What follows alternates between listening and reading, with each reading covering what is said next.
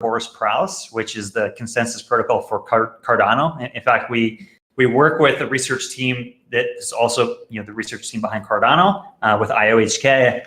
And we brought Ouroboros Praus, we modified with recursive snarks to actually, it's kind of like here, we're blending Cardano with Coda, or what was called Coda.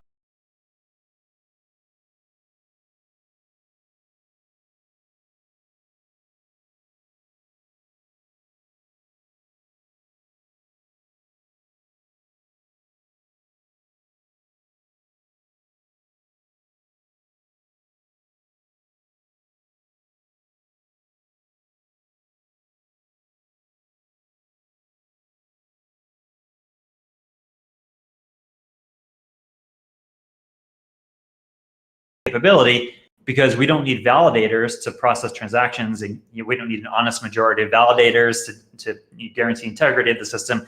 We use cryptographic circuits with snarks. So we modified snarks, and we have cryptographic circuits that do validation of transactions on side chains, and all they do is send a proof back to the main chain, so the world can verify, a snark proof that everything that happened on a side chain is valid. These things are very much unbounded in the sense that they are permissionless. Anyone can grab our SDK, our software developer kit, launch their own blockchain. It's interoperable in our ecosystem. And the system itself in V1 form is capable of housing something like 1,000 blockchains, like 1,000 sidechains running in parallel in our ecosystem with, our performance estimates are something like 20,000 transactions a second, about 3 million transactions per block, 2.5 minute block. So it's very performant, very scalable. And this is kind of the application of our tech of how we've extended snarks. Okay, this is getting a little bit away from sort of the technologies. I mean, it's still technology, but like in terms of mining or running a node, what type of hardware would somebody need? Yeah, so if you wanted to, we've got the stZEN, part of the ecosystem now, which we're really happy about, and that launched last week. If you hold stZEN, the wrapped Zen token, you don't have to do anything. You just hold the token, and you can earn those rewards, right? The staking rewards, not mining, right?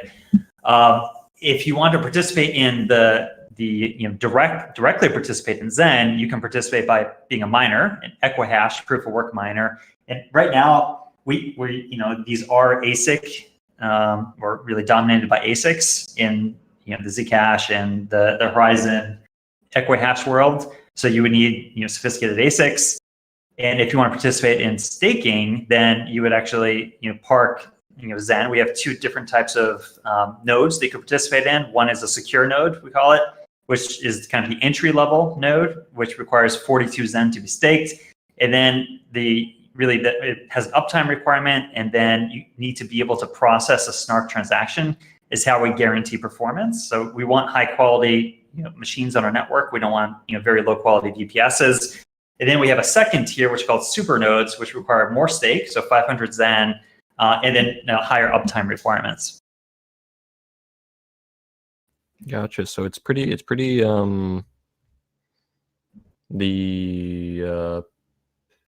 you're looking for very high quality node runners. Well, that's exactly right. Yeah, and that's exactly right. And the reason, our motivation with the node system was we knew that we were building towards this blockchain of blockchains ecosystem with this sidechain environment that we're finally bringing to market after the last 2 years of development. And we wanted to build out a very large infrastructure in advance so that when the system goes live and when we can have 1,000 blockchains running in parallel in our ecosystem, we need a lot of infrastructure. And that's why we subsidize the infrastructure. And that's why we impose performance requirements so that we actually have high quality machines on the network. And it's not just people kind of participating in infrastructure rewards while having low quality VPSs. Yeah, that makes sense. So I'm just going to scroll through some of these questions from the larger community now. And also just real quick to make a point of this, anybody that's in the channel right now, you should see a button at the bottom that allows you to raise your hand. So if you do have any questions and want to ask, feel free to click that button to raise your hand and I can get you in here. But just looking at this list of questions that were submitted, top question is, what is Zen and what is your goals?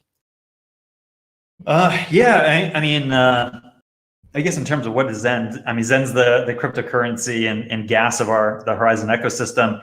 The ecosystem, like I said, the tech, the way that we've been positioning ourselves is like a more decentralized version of Polkadot that, the sidechains running, or kind of like versions of Cardano, but succinct versions. So very scalable. This technology is really meant to get out there and make it easy for people to launch their own blockchains that come with, best-in-class security with snarks, and then the type of cryptographic circuits that allow people to provide strong data privacy for their applications. So that's kind of like Horizen in a nutshell, and then Zen is really the gas needed for all of that. So Zen is needed for staking on these proof-of-stake sidechains, and it's also the transaction payload, the gas that's required to operate applications within the ecosystem.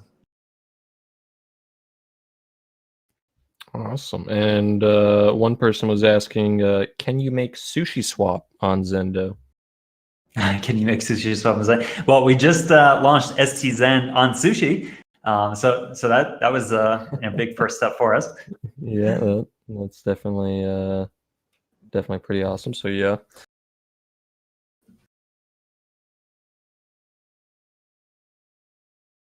And one person is saying, what do you think Zen will be worth? I don't think I'm going to reframe that question to, what do you think one stZEN would be worth in Zen within the next 2 years? So like basically, what is like the inflation rate on, or the APY rate on the stZEN?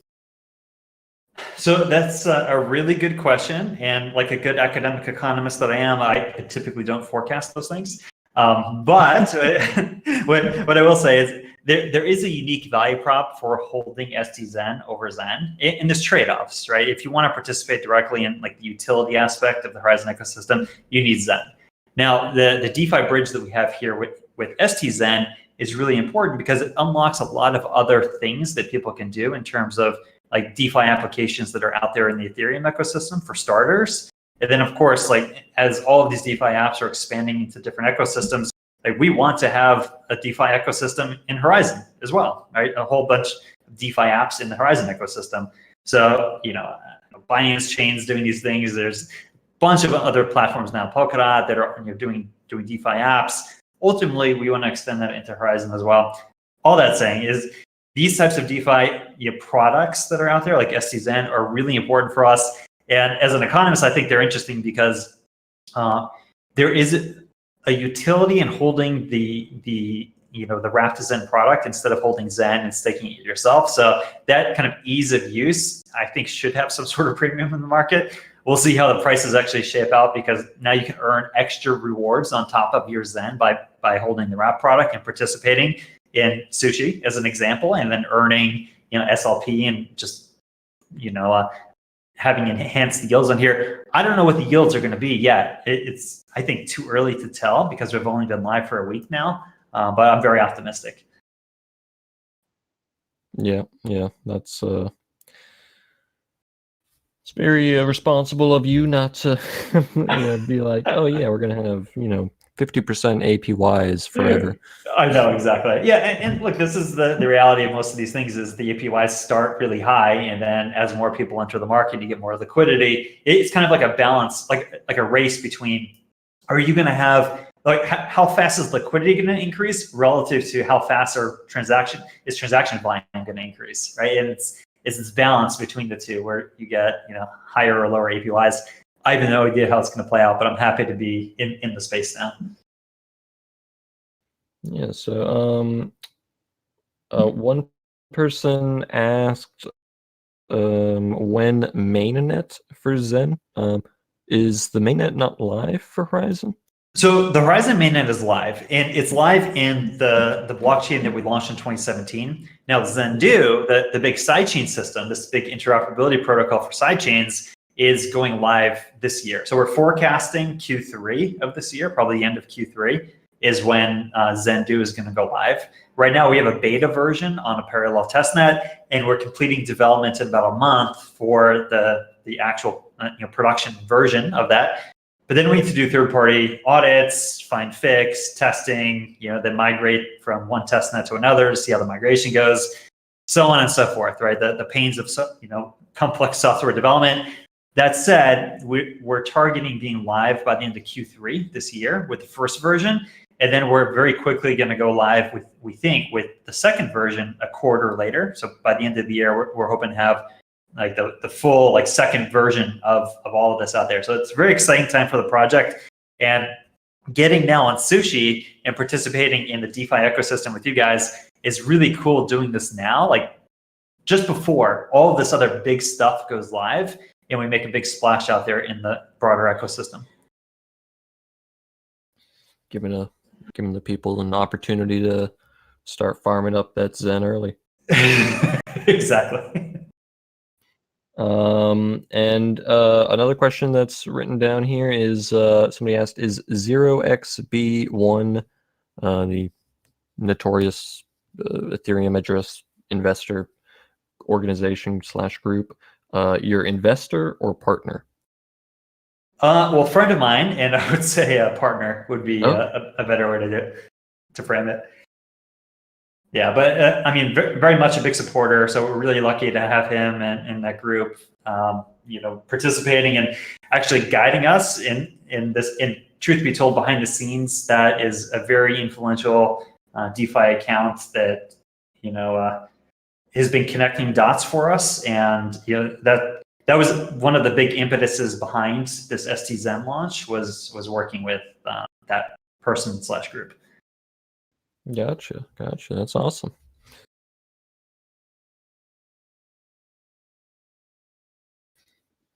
I just wanted to, do a room check, temperature check on anybody if they had any questions.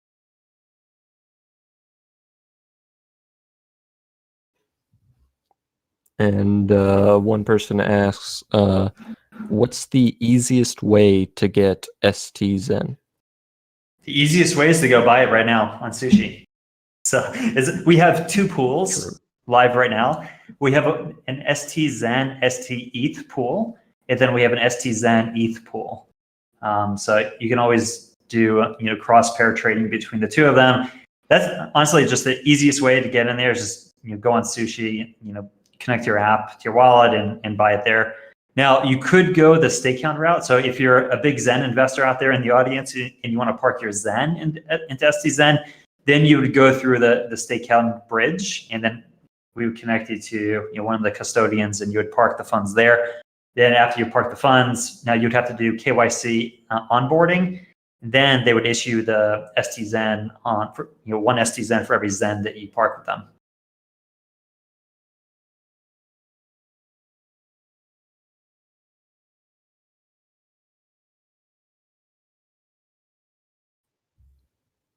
No, I blanked on. Have you guys started conversations with any other DeFi protocols, such as like MakerDAO or Aave, for instance, to use stZEN as collateral types?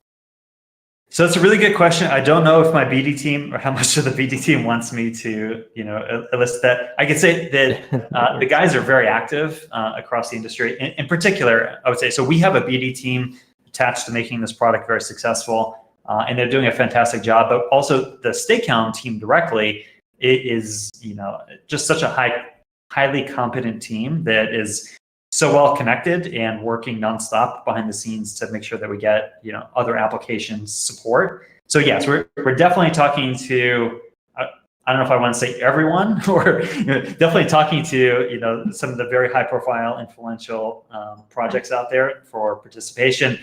I don't really have anything that I could say right now. You have to spill the beans. Gotcha. No worries. Totally respect that.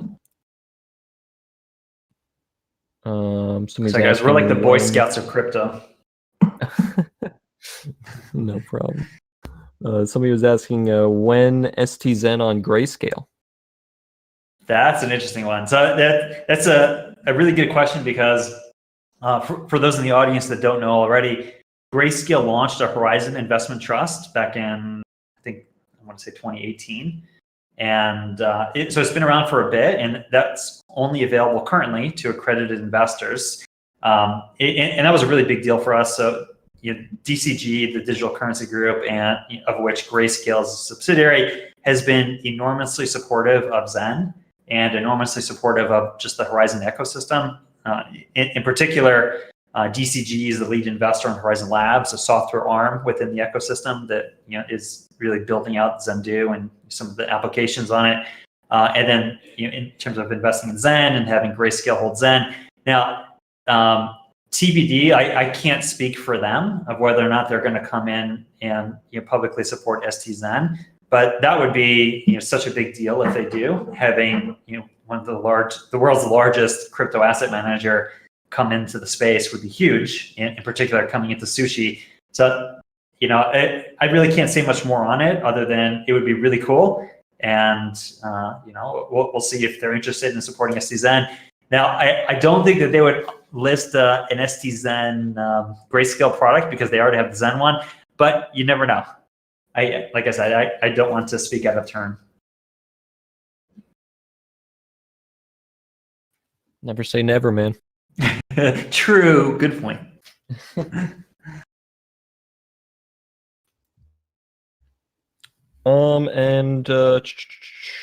So for Zendu, so it's in a beta stage or an alpha right now? Yeah, so it's technicality and whether we'd call it alpha or beta. We do have a preliminary product we've been calling beta. It's on a parallel testnet, and we have an SDK. And the point of doing that was we wanted to deliver this tech in chunks because it's just too big. I mean, this is the largest tech deliverable that we've done as a project. So we wanted to chunk it out. We delivered a chunk last July called beta with an SDK so that we can start testing out some preliminary use cases and working with design partners. And we have some really high-profile design partners like Celsius Network is, I think, one of the more interesting ones that we're doing. I should say we have a bunch of interesting use cases, but Celsius I'll highlight because it's such a good use of like our zero-knowledge cryptographic tools with the Zendu sidechain system using our beta product. So we wanted to get beta out there so we could start doing these use cases. And with them, because they're a CeFi app, and here I'm in a Sushi chat, so we're in the world of DeFi, what they realize is the world is going DeFi, but there's still some value in, obviously a lot of value in CeFi because Celsius is so enormously successful, but their users have to rely on the company to be honest about the reserves that they're holding. So the company realizes this is like we're in a crypto world, we need to do things in a decentralized way. So they're working with us, and we're building for them a blockchain that uses zero-knowledge proofs to prove the reserves of crypto that they hold, so that they can, in near real time, rather than using like expensive auditors like PwC or EY, in near real time, they could use blockchain technology that we deliver with them to audit like all of the addresses that they hold in reserves and prove to the world, near real time, that they physically control the reserves that they claim they do, all using Zendu. So anyway, long story just to say, yes, we got the beta product out there because we wanted to explore a bunch of these really high profile use cases.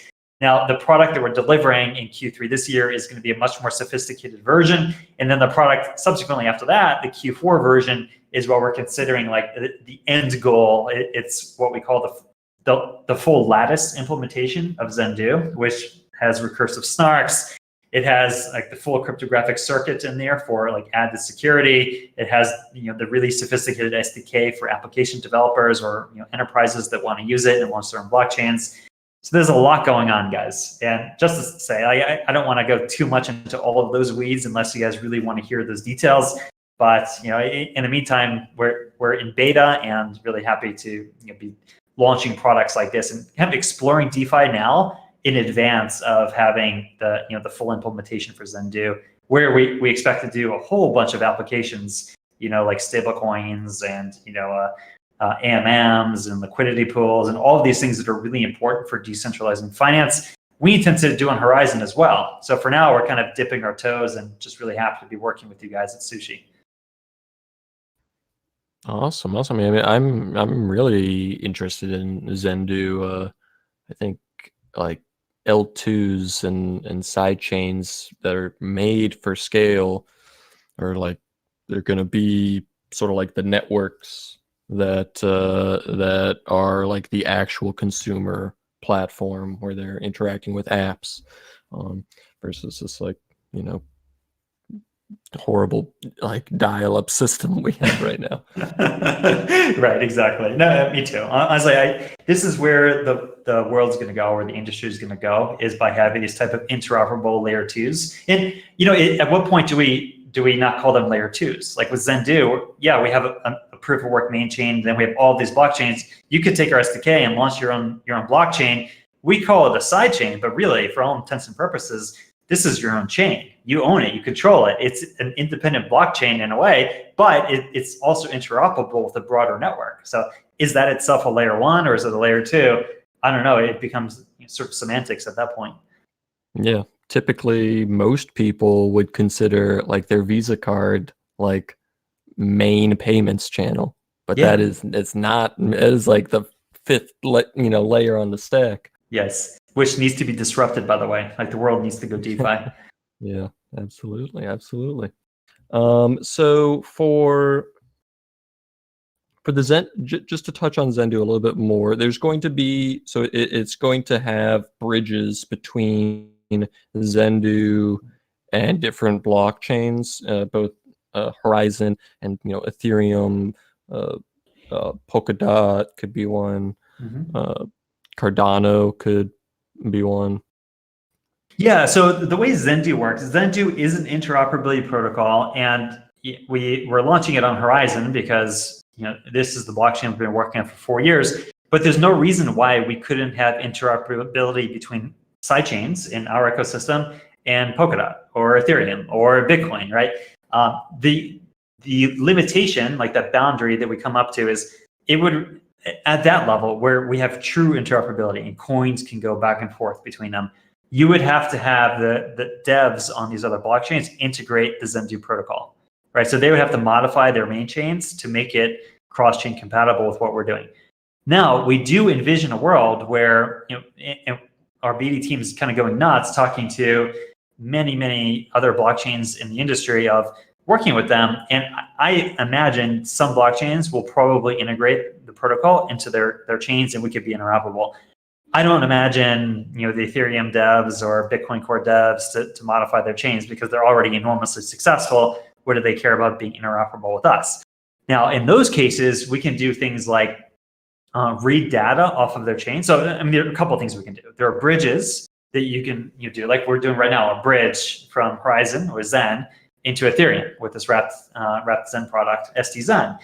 We could do that with others, like you mentioned, Polkadot, and you could do this with other chains going beyond that as well. And the third thing that we could do is kind of like what we're doing with Celsius. We're actually reading all transactions from the Bitcoin blockchain, reconstructing them on a Horizen sidechain to make them snark friendly. So we do a snark friendly cryptographic reconstruction of the Bitcoin transactions. And now all of a sudden we can do operations on the sidechain that kind of mirror what's going on in Bitcoin. So this would be in some way like a version of interoperability where we have like data interoperability, not necessarily cross-chain in terms of coins going back and forth, but now you could have information going back and forth. In fact, we're working on a project with IOTA to do exactly this for IoT device data, is having IoT device data come off of being read off of the IOTA tangle, their version of a DAG, directed acyclic graph, and read that information into a Horizen sidechain that's like an IoT sidechain. And we can do business use cases now where the value prop for IOTA is that they can absorb a massive amount of information, whereas like we're a more traditional blockchain system with block intervals and like you have to process snarks, so it's computationally heavy, so on. But what we can do, the value add that we have is now you could do privacy preserving operations on the data that comes off the tangle. And this gets interesting. So now any type of IoT, like privacy preserving IoT use case, now we're their partner. And now you have this now our sidechain all of a sudden becomes like a layer 2 on IOTA as an example. So this is like another version of interoperability that is not really doing like coin transfers between them, but it's using data between chains and doing interesting things with it. Yeah, I got you. Is that that sort of I guess are you talking about in a theoretical scenario, or is this implemented? So this actually is a project that we just announced. I mean, we have a couple of our marketing people on this call. So I think we announced it maybe 3-4 weeks ago. So right now our product team is working with their engineering team. So we're already doing it. So we have the sidechain with the information feed already going into it. Right now we're trying to carve out a specific use case because we built the backend tech to make it possible. Now we're trying to find a specific use case to apply it. And then it's that use case that we'll go and like, do some PR around to showcase it. Right now, we're not. We're just kind of back end. The techies are working with each other. So yeah, it's doable. We have the back end stuff done, but we haven't pointed it towards a specific use case yet. Gotcha. That's still really impressive. It's would be it's pretty big to like be not necessarily like the exclusive like privacy provider for IOTA, but like one of the like leading developers for a privacy solution with IOTA systems. No, I appreciate you saying it. In fact, this is what our BD team has been working on. Is like one of the use cases for us is like we're not trying to do everything in this world. Like I don't believe in a future of this industry where you have one blockchain to rule them all. What I think we're going to have is we're going to have clustering around particular use cases, and you have like industry leaders around particular value props, and maybe like IOTA as an example. IOTA's value prop is with IoT, Internet of Things use cases. They're a leader in that use case, and now we can provide like a privacy like layer 2 for them. So actually, what we're doing now is they're not the only ones that we're looking at this type of use. I mean, not the IoT use case, but being a layer 2, providing privacy services to other chains is like bread and butter for us. Like this is one of the product directions that we're going, is to be like that layer 2 for other blockchains.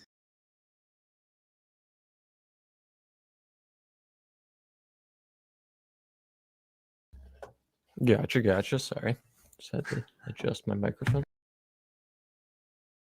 And so I had some more questions that people are putting down. So somebody wrote a question with the NOT system because they are so expensive because they do not place them from one horizon so that more people can participate. Oh, the node system. So, and I'm not sure if I fully understand the question. I'll take a stab at it. Okay. I think they're asking about the entry barriers, like the economic entry barriers for running a node, maybe. Yeah. And yeah, so they've become much higher than we originally had them because, like, when we set these thresholds, Zen was, I don't know, a few dollars, right? And now Zen is over $60. So yeah, it's become much more expensive to park 42 Zen or 500 Zen. Now, we wanted this to be a very egalitarian ecosystem, and that's why we set at the time relatively low entry barriers on the economic side, because we didn't want just these arbitrary high economic barriers. We do want some skin in the game for people if they're going to participate in infrastructure, right? It's just kind of good economics requiring some skin in the game. I'll tell you personally, I don't like the fact that it's now a lot of money for a lot of people around the world to run, to park 42 Zen. I think that that's higher than I would like it to be. Now, that said, caveat on the caveat is, we are a decentralized ecosystem, and I don't believe in making like unilateral changes at the macro level like that. So what we're doing is we're building a voting system, or at least our plans are. So first, get Zendu out there on the market. Zendu enables all this stuff, and one of the sidechains that we're going to build is a community voting system so that we can actually make these types of like macro changes. So I'm a big fan. I will vote for lowering or maybe adding a new node class or something like that has lower economic requirements, because I want to see more egalitarian participation. I want people to be able to participate across the board, and I don't want it to just be like you have to be a rich guy from the the industrialized world to be able to participate. I really want people everywhere in the world to be able to participate. Yeah. The larger you can grow especially like people who are like heavily invested in it, or not like financially, but not necessarily not financially as well, but just when you have a larger group of people that are, invested, instead of just having some people just speculating and then, everybody else actually having skin in the game makes a difference. No, it really does. And look, we as an industry, we talk about banking the unbanked. Are we really doing that if we're just recreating the old financial system with large hierarchies? That said, early speculators willing to take risky bets on projects like Horizen. So Horizen 4 years ago was a very risky bet. Right? There's no way around that. We were a startup in the blockchain space, which itself is very risky. Right? And as we mature, we benefited by having speculators early on come in. So we shouldn't knock that, right? That's a key part of the industry where people are willing to take bets on very risky projects and capitalize them.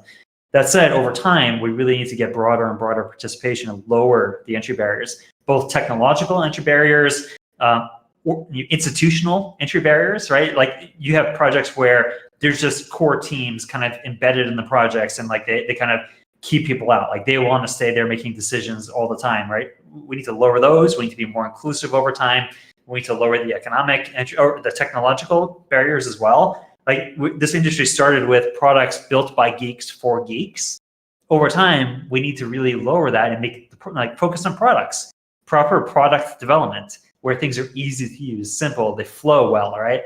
So there are all these different barriers that, for sure, as an industry, we're collapsing like very fast because things have moved really fast in crypto. But still, we always want it to go faster.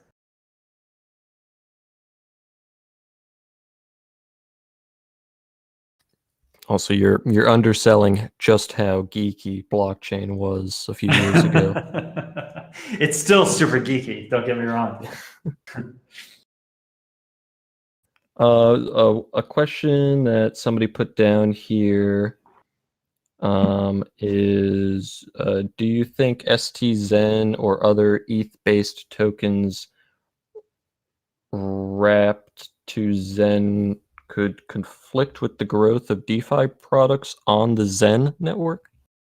No, I don't. So I view this as just in general, my philosophy on where we are as an industry. We're what they call blue ocean strategy, right? This is pure blue ocean. Like if you're a ship navigating the ocean, you don't have to worry about bumping into other people right now. And I think as projects, we don't need to worry much about bumping into each other because we're growing the market. Like we're not going to succeed by cannibalizing market share from each other in this market size. We're going to succeed by 1,000xing the market that we're in right now, or 10,000xing. We need to get billions of people into this market. Right now, we don't have billions of people in crypto, right? So there's a huge amount of development and growth that we have, and we should be doing it together.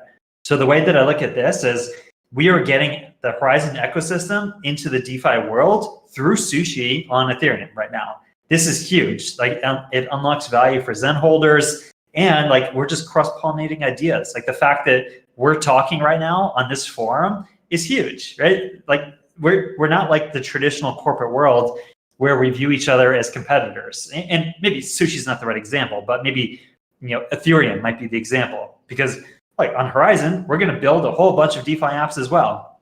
And by the way, guys, we would love Sushi to be on there too. So Sushi, come on Horizen, right? Like this is something we should be doing together. But I still view what we're doing with Ethereum right now is we need to boost Ethereum. Ethereum, we'll have cross flow of ideas back into Horizen, and like we're going to grow together. So that's the current state of the industry as I see it, and we're going to be there for a while. Gotcha. Totally agree. It's like in this early stage of DeFi, it can be like it can be misleading to think that like the market is like saturated and like we've like sort of maybe capped out, but once these networks actually become scalable, like on these L2s and side chains and roll ups and with Zendu as well, that's when this technology, really is going to shine. I completely agree. And right now, like we're so lucky to be at this early stage of an industry. And I can't reiterate enough, we should be working with each other, not against each other. And somebody asked, will the network fees be scalable over the price if it goes up? For stZEN or when we build this stuff on Horizen? I think for Zen. I think on Horizen, I think is what they're talking about. So a really good thing about Horizen is it's such a scalable system that we just don't, I mean, I can't even imagine a scenario now where we have a competitive fee market because there's so much capacity on the network. And because if any particular sidechain started to approach capacity, that app could actually launch a parallel sidechain, right? So you can keep on scaling sidechains and you don't run into this bottleneck where all of a sudden there's a competitive fee market because you're fighting with other people to include your transaction in a block. That's just not the type of scenario we have. We're setting the economics so that the people performing work in the system, like block forgers on sidechains. There's special types of block forgers that add backward transfer, backward references to the main chain.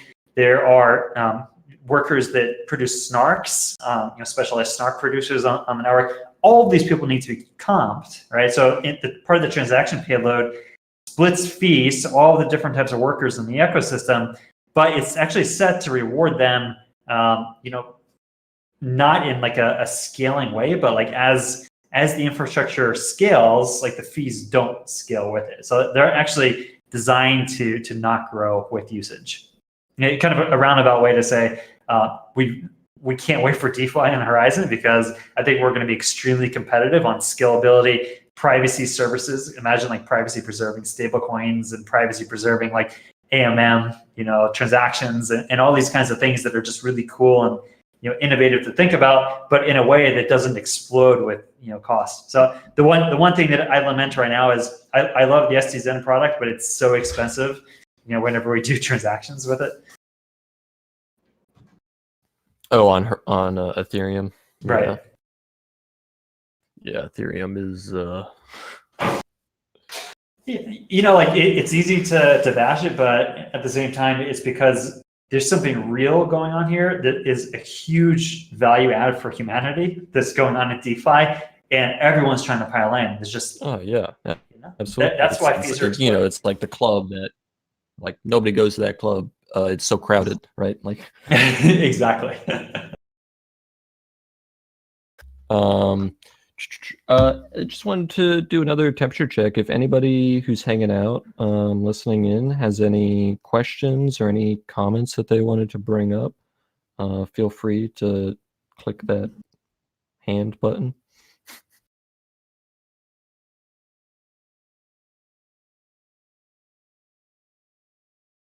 And I guess FinPunk, in terms of like medium to in terms of medium term plans, is there anything that you wanted to talk about or bring up that I sort of maybe missed or am unaware of?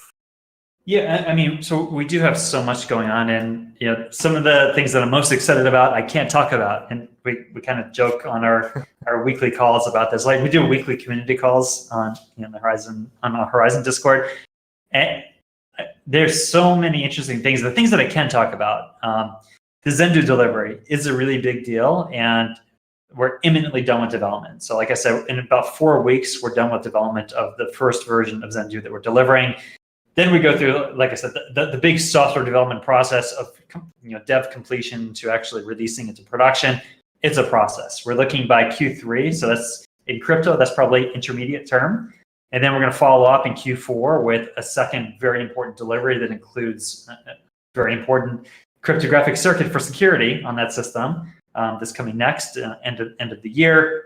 We have a lot of design partners and products being launched.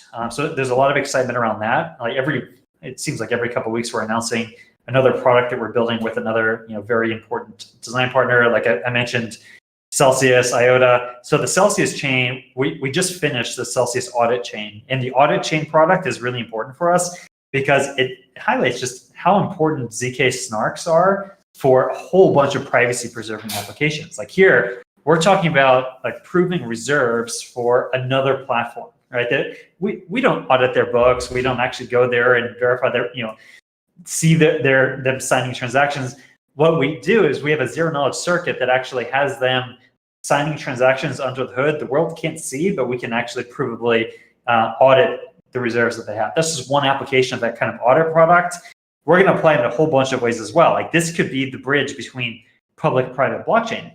You could have a whole bunch of private blockchains out there, like a consortium chain that they don't want their transactions to be made public, but they can still send like zero knowledge proofs or certificates back to the Horizen mainnet, like the Horizen main chain, and they can be verified by the world. So there's so many applications here. We're so excited to work with so many different types of partners. IOTA being another one of these very high-profile partners. We're already laying the groundwork for DeFi and Horizen by having Oracle feeds come in. So we just recently announced a partnership with Dia Data for a whole suite of financial feeds coming into Horizen now. So we're looking at having a module in our SDK so that anyone that wants to launch a Horizen blockchain, like our sidechain, can grab the SDK, deploy the SDK, and it comes natively with these data feeds in there. Now you can think about a whole suite of DeFi apps that can be built with it. So there's a lot going on. Not to muddy the waters too much with talking about too much. So maybe I should stop there. And for people that like the tech, if it sounds promising, and these types of products that we're building, if they sound interesting, highly encourage people to check out what we're doing on Horizen.io. And we're big on Discord as well. So I was really happy to see that you guys were doing this on Discord. So you can also check out our server. Yeah. I mean, that sounds awesome with everything you're talking about. Discord is, I think Discord's great just because it's multi-platform and just very easy to use. I think there's maybe like a branding issue that has limited their growth because Discord is like always branded themselves as like a gamer app type thing. I think it's actually sort of stunted its like corporate usage and organizational usage. Right. But in terms of functions and features, it's great. Totally agree. But yeah, thank you, FinPunk. I think this is a good place to wrap it up. I also don't want to cut anybody off. Does anybody have any questions they want to ask at the last minute? So I have a question. I guess I'll ask you. Yeah, go ahead. So now that we're new on Sushi, how are some ways that you see projects like productively adding value to the Sushi ecosystem, and what can we do to add value specifically? So in terms of adding value, I mean, really, as long as Horizen continues to develop the way it's been going and on the same trajectory, everything you guys are doing is adding value. Any token that Sushi brings into the onsen, we're basically trying to figure out, like, we're trying to bring projects into the onsen that are going to grow and are going to have like large scale future expansion in terms of their community. I would say like continuing to get DeFi integrations and further collaborations with other protocols. Basically, like the more trade activity that goes on, the more direct value Sushi experiences. Yeah. And then I'll say we'll have to really celebrate with some Sushi when we get a Sushi running on a Horizen sidechain. Yeah. We can get a L2 going on the Zendu sidechain. That would be awesome. That would be a huge celebration. And you could also, people can, well, I mean, it's not functional just yet, but soon it'll be functional where you'd be able to put some stZEN into the Cashy lending protocol, and you could basically earn some additional yield on top of your stZEN. If, like, for instance, Aave or Cream doesn't have stZEN in the token list, you could just create your own lending pair. That's awesome. Love it. Very cool. Yeah, but okay, awesome. This was a really great AMA. Thank you, FinPunk, so much for coming out and answering some of my questions and some of the greater community's questions. Thank you for having me. This was fun. And what is the website that people can find out more about Horizen? So Horizen.io, and that's Zen, like ZEN, because of our ticker symbol. Mhm. And it's really a one-stop shop for everything. You can find our Discord server on there. You can find our Telegram, and really white papers for some of the scientific, science and tech stuff that we're doing, and just really anything you want to learn about the ecosystem. Awesome. Thank you very much, FinPunk.